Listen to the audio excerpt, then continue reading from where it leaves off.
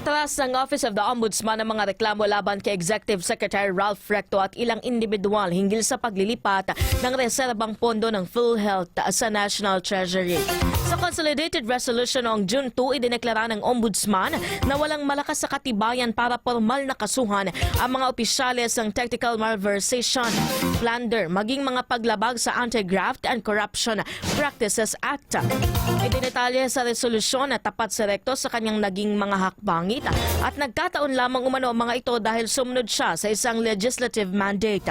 Nakasaad din dito na ang pananagutan para sa malversation ay nangangailangan ng pruwebang patunayan ng motibo sa likod nito na hindi na patunayan ng mga nagsampa ng kaso.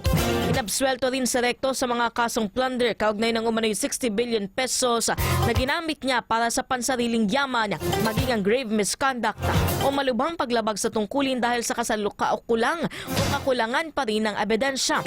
Ang naturang transfer na nagbunga ng complaint ay dahil sa paglilipat ni Recto ang pondo na itinuturong banta sa healthcare program ng bansa. Pinag-utos itong ibalik ng Korte Suprema noon namang December 3, 2025.